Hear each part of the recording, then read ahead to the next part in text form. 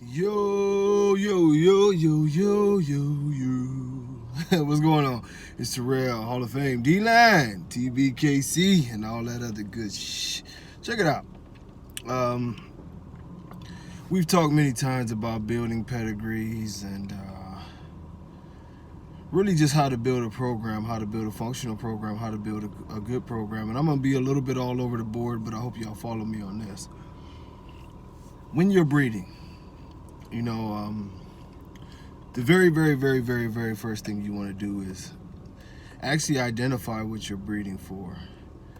And in the bully community, one of the things that's truly lost is the fact that most breeders in the bully community just do breedings. And it's not throwing shade or whatever, but they just do breedings and they hope that you get something that somebody likes. And if somebody likes it, then, we can start the jerk off party and everybody can say, oh yeah, you like that dog. Everybody mind your business. That's not the way dogs work. That's not the way the dog showing works. The thing that you have to do is typically you would try to identify a dog that's within the standards of that breed, and then you say, this is what I'm going for, these characteristics, and whether it's a height, how much mass, the head type, color maybe, or whatever you're going for, you have to figure out these things, and then you start to map out how you're going to do a breeding and what you're going to need to get those things. For me, I've said this a million times, for me, my standard has always been, well, not always, but more recently I changed my standard to be a little bit taller, to be 16 to 17 inches for my males, 15 to 16 inches for my females, and pound-wise, I want all my males to be right around 100 pounds, ultimate goal 100 pounds, consistent 26-inch heads. That's what Mandela has right now. And with the females, typical weight, I want them to stay at 75 to 85 pounds in that area. Be happy if they were 90, but at the lowest 75, very thick, very well muscled, not fat. One of the features that I want to go for is tight skin. It's a must. Tight skin, the cheekier look that gives the dog the definite head shape that is the American Bully. The more round head shape, that's an American Bulldog look. And if a judge is judging properly, would get your dog disqualified. So, with all that being said, that's just the physical appearance. The other things, of course, that I'm going for is a healthy dog. So in this process of healthy dogs, that encompasses all things healthy, whether it's breathing, whether it's joint health, mental health, which is, with the temperament, all of these health things. I have to have a checklist of this, and this is why this is not this simple, because everything I'm telling you is a checklist.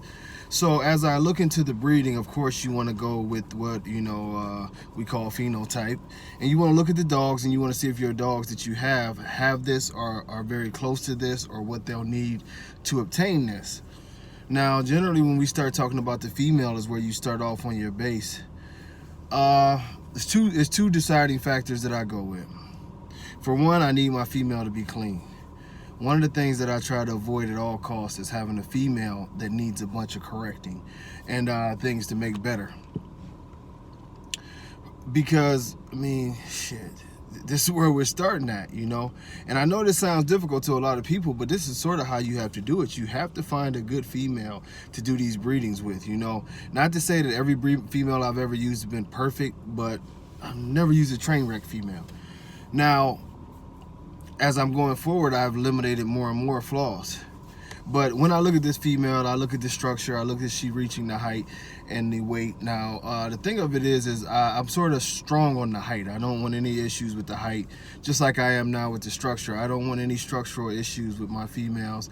I'm not trying to fix a lot. I don't want bad tails. I don't want high rears. I don't want any of that, Maybe if something is very slight, okay, but I don't want to go into a breeding trying to fix things. Next on her thing is, of course, the mass. Now, sometimes what I will do is I do like a well-structured female. If she meets the height and she doesn't have the mass, that's when I get to looking at not only her background, but the background of the stud that I'm going to use and his physical appearance currently. because then that's where with the puppies I can add some size. But remember, structure and health are your foundations. Those are the things that you really shouldn't have a whole lot of leeway on.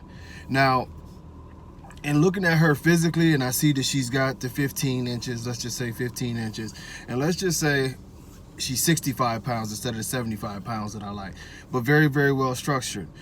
Now I have to look at well structured, overall health, temperament, all those things. Now I have to look at her pedigree, and this is very important, because as I study her pedigree, I'm studying her pedigree for 1, 2, 3, 4 reasons.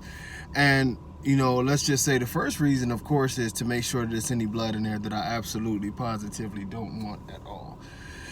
And amongst those bloods would be dogs that I know have certain issues, especially, shorter lifespans, hip issues, any cardiovascular issues, structural issues, large question marks about where they originated from, those type of things.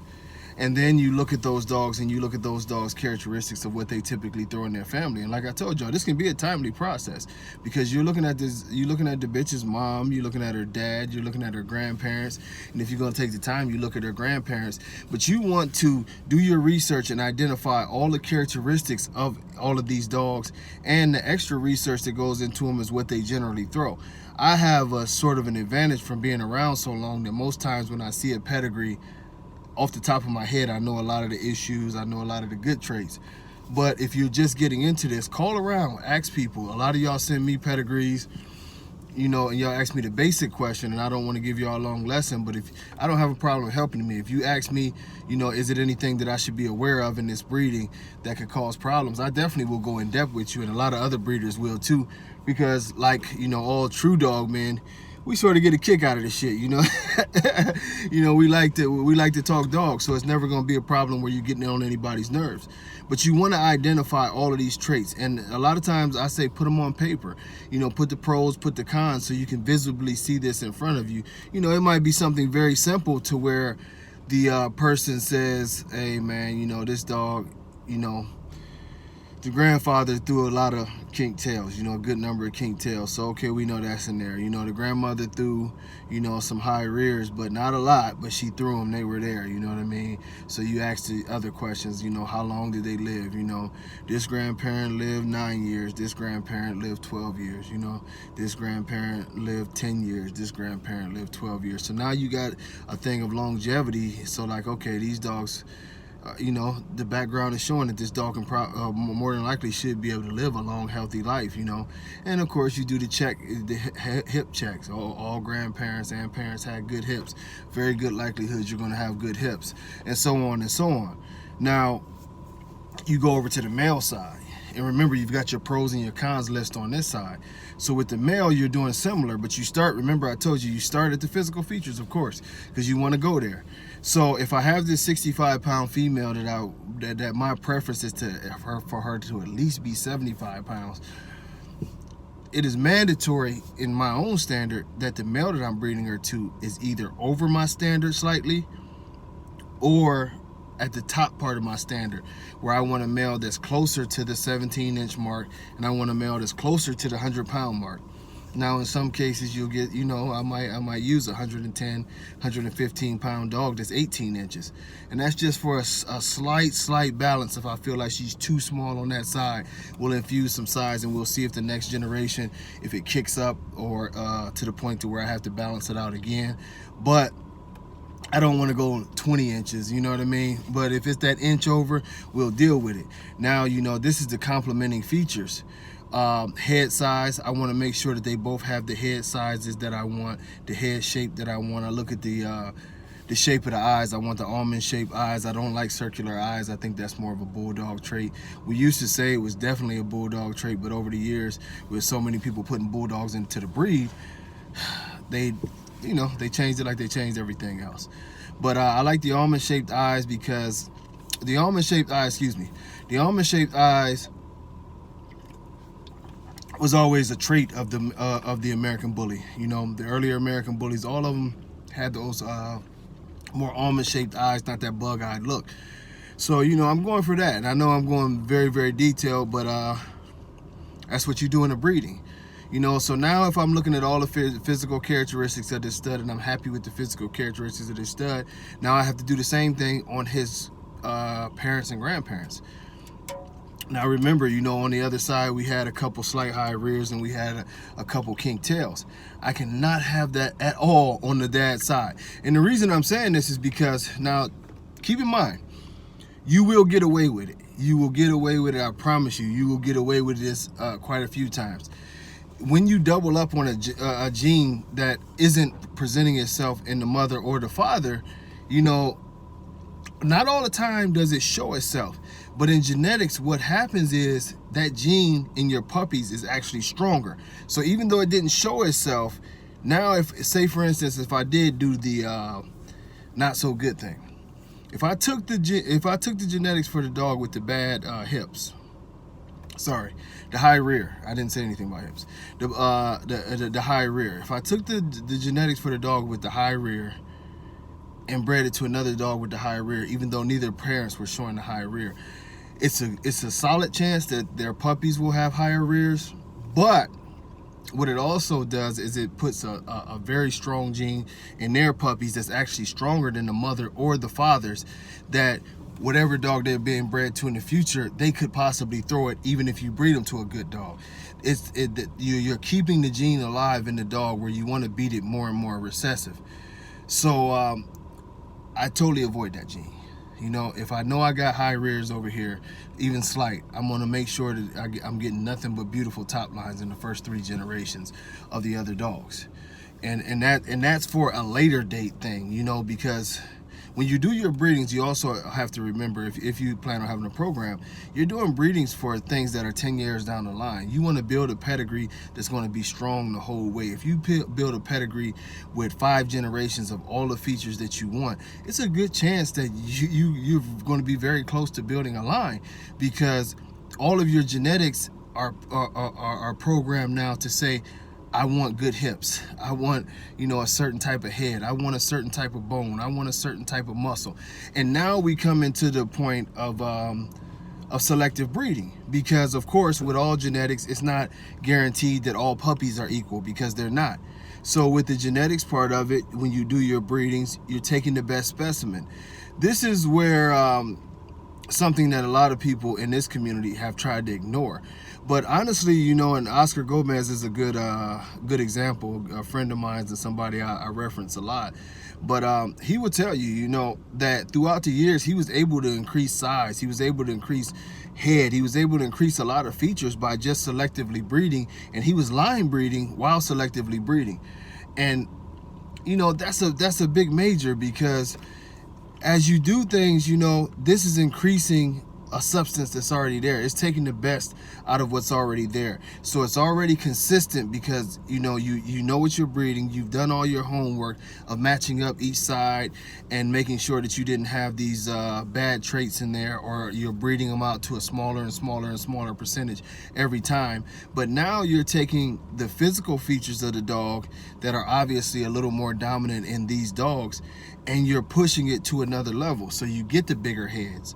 You get the, you know, because in genetics, it's both parts. You know what I mean? If you have one that's taller, you know, his genes are pushing towards the taller gene. Even though they might have the same genetics, his is pushing towards the taller gene. So that's why you want to take the specimens that have the more muscular look, the more bullier head. You know, the best of the best out of your litters, and that's what should be bred.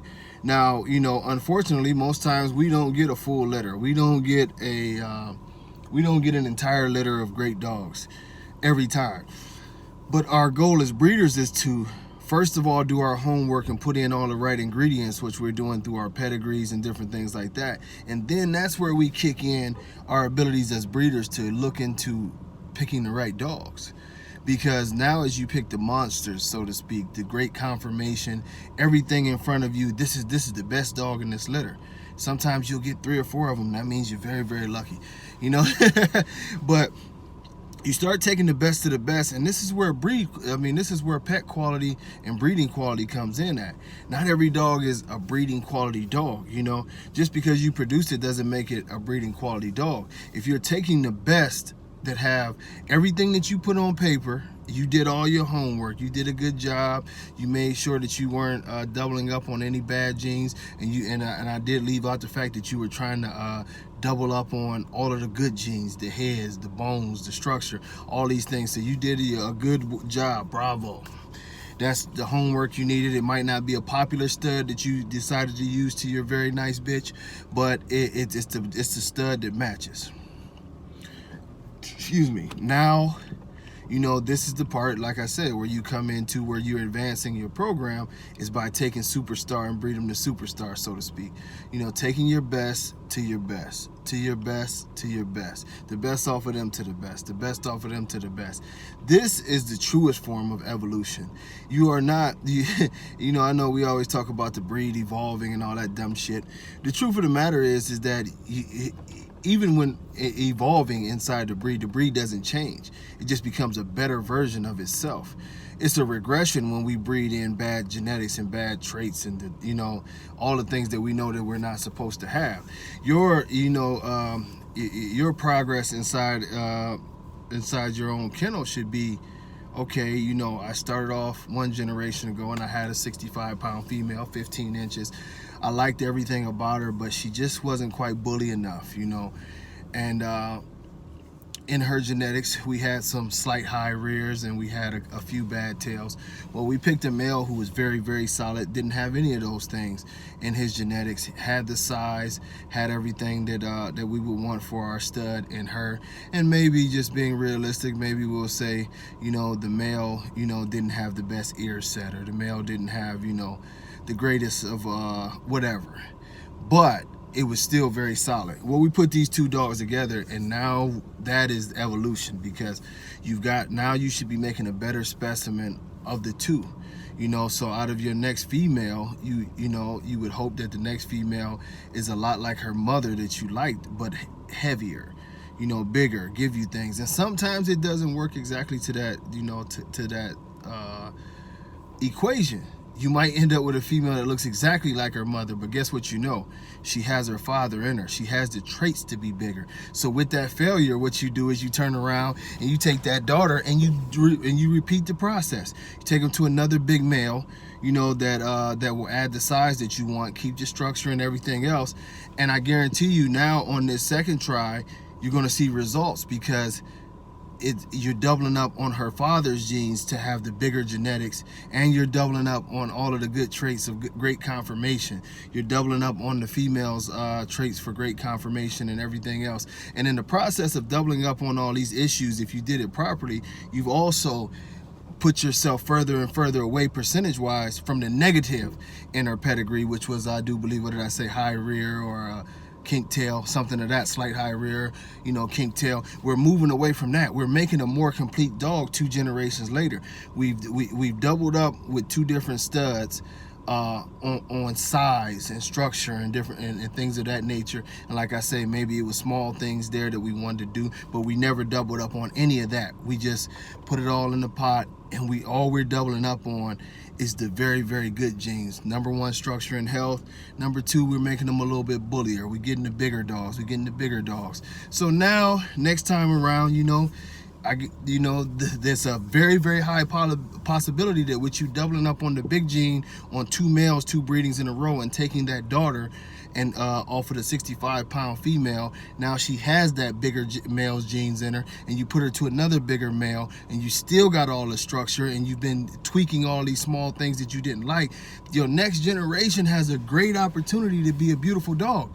What you wanted in the first place, which for me would have been, now I'm expecting that 15 to possibly 16-inch female that really comes in at the 80, you know, 85 pounds. She's added the weight that I want, you know, it's in her. And if it takes me another generation, we'll do it. But this is the way dog breeding is done.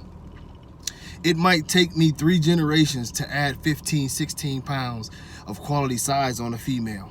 It's fine if that's what it takes, as long as I don't lose my structure, as long as I don't lose my breed integrity of the facial features that I need, and the muscle tone and the great movement and the overall health. I'm fine with it taking 3 generations, because this is not a sprint, it's a marathon. And if I build this pedigree properly, Once I get to a point to where the dog is, you know, this is all ingrained in them and it's programmed, you know what I mean? It's programmed. Now it makes breeding easier. It makes breeding easier because I don't have to fix a lot. I know what's in this bitch. It's ingrained in this bitch. So I can keep on. If it takes me 4 generations and I want to put with a similar male, or sometimes I just double back and put a male on the line breeding side and infuse that male so we can really double up on those genes and pull what I want up out of the bitch, I will get what I'm looking for. See, one of the big problems, and y'all forgive me, I got to take a drink real quick. I'm always outside the gym.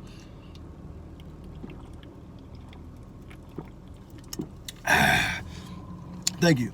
But one of the real problems in the American bully game is, if you notice, through what I've said over this 20 plus minutes now, is about staying consistent, building a pedigree, building a pedigree, building a pedigree.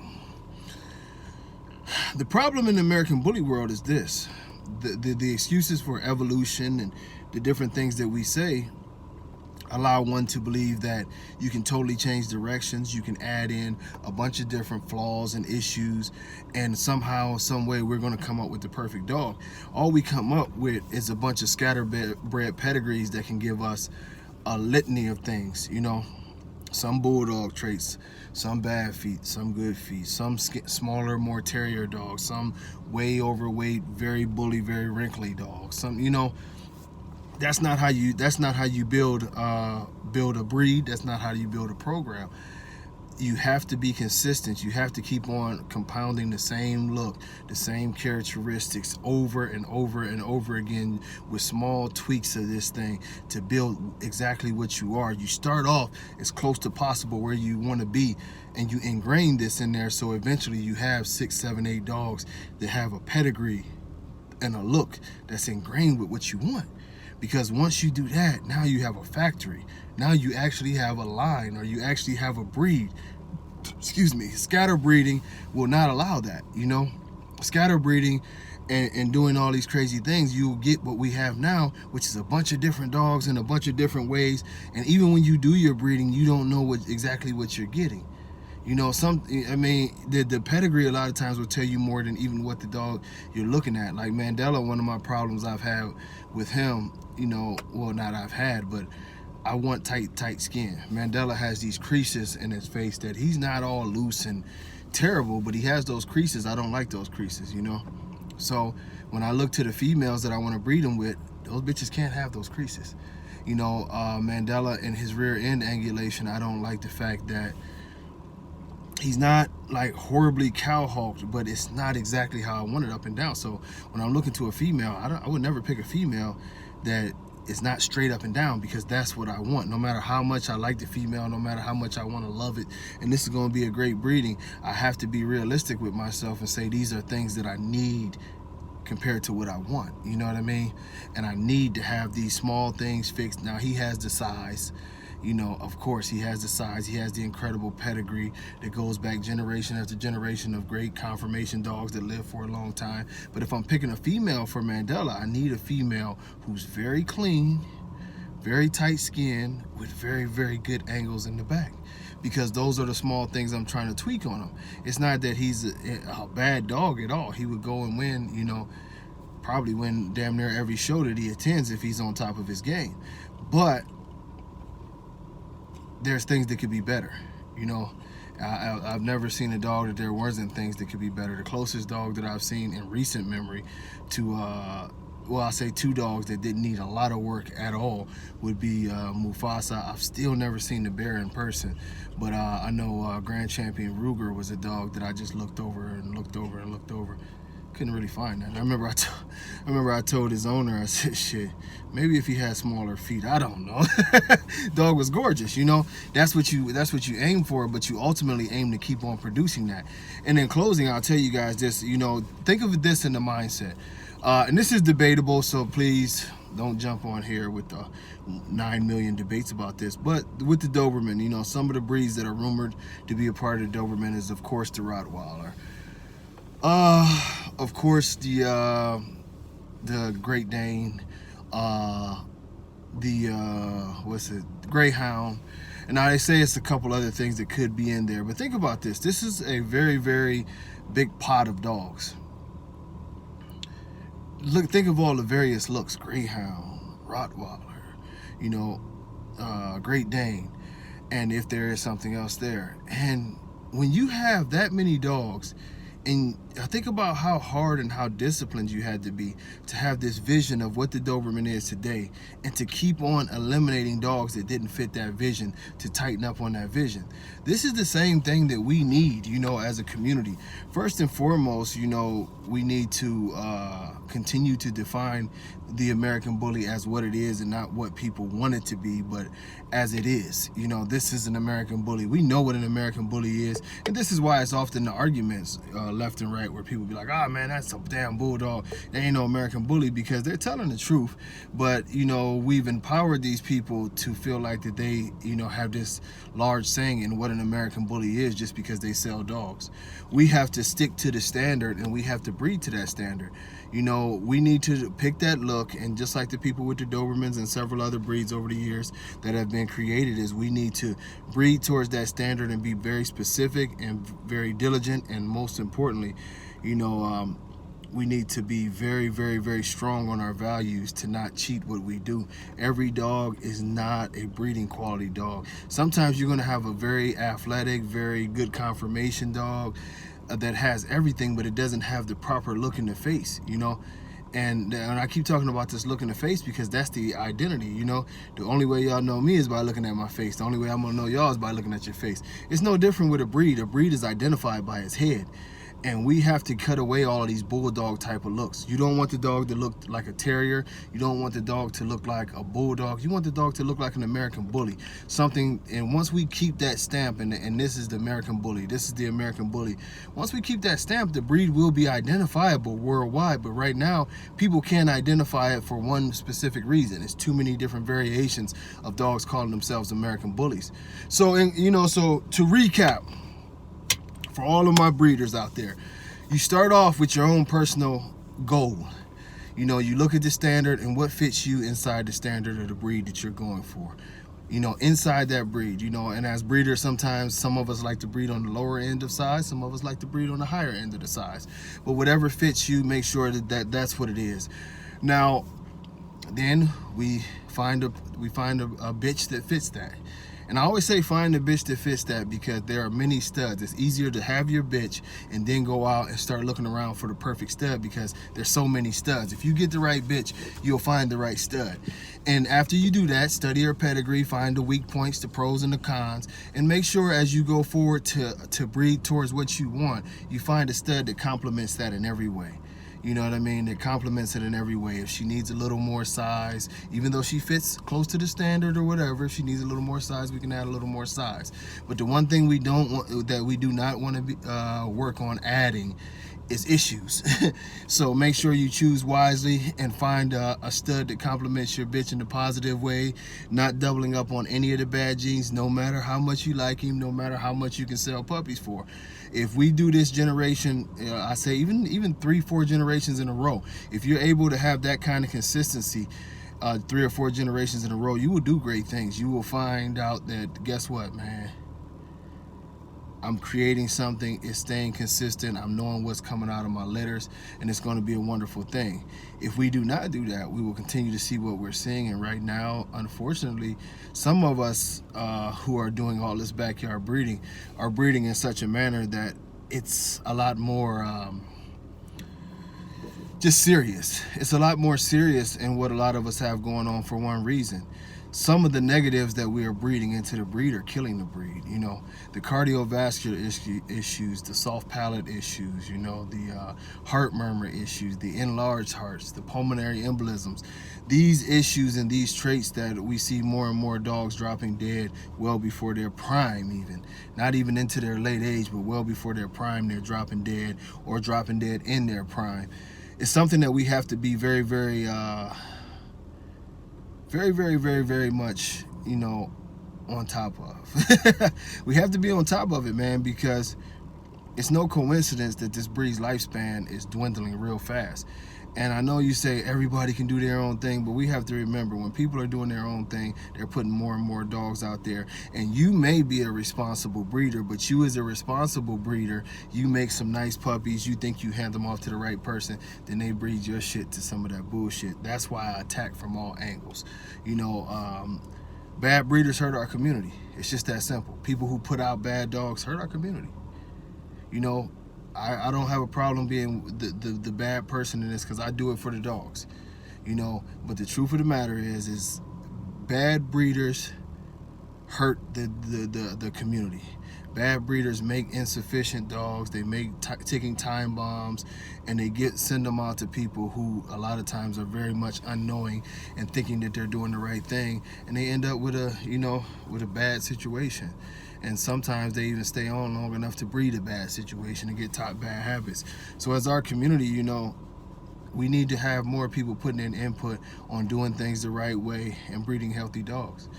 And with that, in closing, man, I tell y'all it's been nothing but love, man. Tbkc, D-Line, and everybody who supported us, much love, man. I'm gonna make more and more of these videos. I can't wait till I get a chance to sit down with Skip Miller, and me and him gonna do a video where we sit down and talk for about an hour and a half maybe, and we really gonna get it in and you know, put as much knowledge out of there. Skip is a lot more knowledgeable about all breeds than I am, and at the Jersey show it was great to hear him talk and run things down. So I look forward to sitting down with Skip. I look forward to sitting down with Danny Navoa, me and Oscar Gomez, and a lot of other great breeders out here. We're gonna have a sit down. We're gonna have a sit down, a good conversation, and you know, it's nothing about selling you anything. It's about educating you and hopefully getting this community to where it needs to be, where we can all be successful. Till next time, man, God bless all y'all. Much love. Peace.